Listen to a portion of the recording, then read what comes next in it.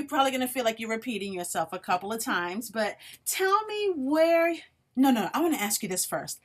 The box that you used for your drawing, was that any form of inspiration for this, or did that come later? When I started the story, I knew there was going to be a box. I didn't know what was going to be in the box or what would happen. I just knew there was going to be a box. Yeah. And the box kind of took on its own history and its own development by itself. As I was writing, it told me what it wanted me to do. But yes, that's how it happened. Just like the characters, you know. Just like the characters, they're always telling me. Oh yeah.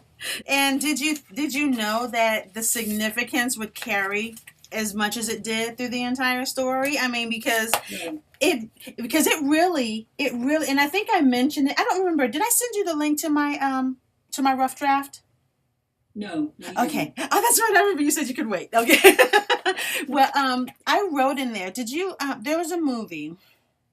I think it came out in 2014 or 2015, and it was about the Dybbuk box. The Jewish story, and when I saw the parts that the box was playing in Gabriel, I thought, wow, it's almost like it's holding like some truth to the actual, because it was I found out about that afterwards, because I did some research on what the box could be made of. When I got into the history of what lived in the box, I then went back in history to find out what might be available to actually make it, as in trees to cut down for the box. And it was then that I found out about the Jewish box. I'm not really copying this. No, it didn't feel like that at all. It started off as I saw a competition online. Oh, okay. It started off. They wanted the first 3,000 words of a story that could be made into something else, and then they would judge it, and they would tell you whether it was good, bad, or indifferent, and the winner would get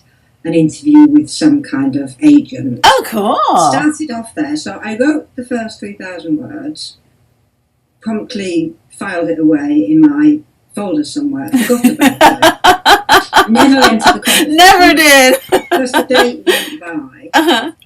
That was in the summer of 2014. January 2015, I just, when you're looking through your folders, it's a new year, you think, what have I got here? I clicked on this and I thought, I think I might work on this a little bit more. And as soon as I read it, I thought, but originally in the story, the baby was a girl. Oh, okay. Yeah, the baby was a girl and she was called Erin. And as I read it, I thought, I don't want the baby to be a girl, I want it to be a boy. And as soon as I changed the gender of the baby, the story started to build. Just flowed. Ah, okay. Yeah. It's funny how something that small, just the gender of a baby. That's really cool. And how did you start? Did you just start that day when you found it? Or did you just decide, okay, I'm going to write so many words, or maybe an hour or two here? And I kind of set myself a goal of 1,000 words a day. Okay. Because I wanted the first draft done in 3 months. And I thought, well, that's doable. That's like 90,000 words a day when I don't write or I can't write. So I set myself a kind of a target that I knew that I could do. Because I knew if I did 5,000 words a day, I'd never keep it up. I joined a writing support group on Twitter. And they were lovely, and they kind of nursed me along while I kept going, it's not going right, I can't do this. Now, you know what? You just said that you joined a writing group. Do you remember the name of it? Yeah, it's the monthlywritingchallenge.org. Monthly. I'll send you the link if you want. Yes, please. Yep. So I can share that on there. So that was the start of it. So when you were writing, were your you have more than one grand, right? You have one? Yeah, I have a grandson and a granddaughter. Okay, so 2. Okay, I remember the grandson because he's got curly hair too, right? Yeah. So when you were writing, were there any times where something they did kind of triggered something that you added into the story? No, I don't think so. No. Okay, really? So is anybody in your story? Are they a reflection of anyone in life? The only person in the story who's based on somebody that I know is Olivia. Oh, really? Yeah. And she is actually my son's fiancée. Oh, cool. Oh, that's an honor right there. I didn't realize and she was one of my first beta readers. Oh, really? I gave it to her and I said, "You might recognise it." And I thought, what if she hates it because of, what happened? But no, she was killed by it. So oh, cool. And I won't say anything about what happens with Olivia. So.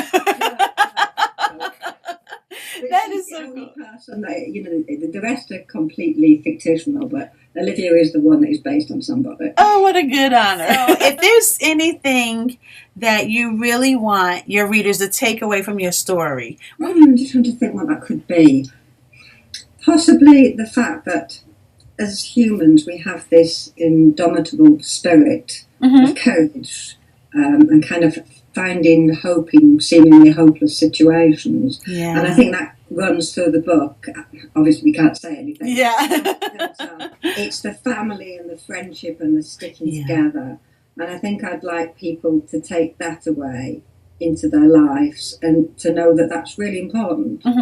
Because nowadays we all lead such busy lives and it's so easy to forget about friends or family and do little things for them. But it's important. It is. Did you talk to any of the pastors? Because I'm going to get away from the protagonist because I don't want to say the wrong thing. Yeah, so did you talk to any of them so that you can get a good idea on how to carry them? Because usually when I see...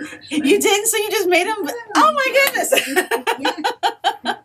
I mean, Noah kind of, he came to me pretty well fleshed out.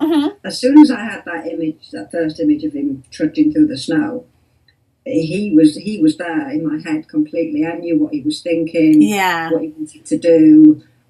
He was just such a fun character to write. Of all my characters, I think he's the one that's most like me. Oh, really? Oh, okay. He's always trying to do the right thing for other people, even if it's not the right thing for him. And I actually think that out of all of them, he's probably most like me. Now, why to me, this is just one of the things that I'm thinking, why didn't our bad guy want to really get more at him? Because part of why bad guy ended up like he did was due to the fact of the religious person. Right. History. So maybe there's a little bit of fear there. Oh, so things that were religious, but he didn't actually want to end up back in the box. Tell me about what you were envisioning when you were writing this. And I knew how it ended as soon as when I started on the short story bit again, as soon as I got to the end bit where Noah appeared, and after the first 2 or 3 chapters, I knew the ending. So I always had something to work up to, but at that point I didn't have a clue how I was going to get there. So it was kind of just a series of like plot points that came to me, and I just worked. I just hopped from one to another basically until I got to the point where the other supernatural creatures come in, and then it really took off. So with your writing, have you always started knowing what was going to happen in the end? So I usually have the first couple of scenes.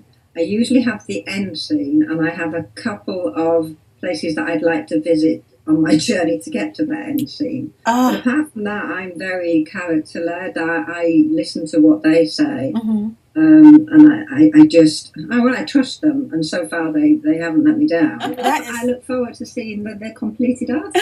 I can't wait. You have a wonderful evening. I'll see you again on Instagram. All right then. Bye.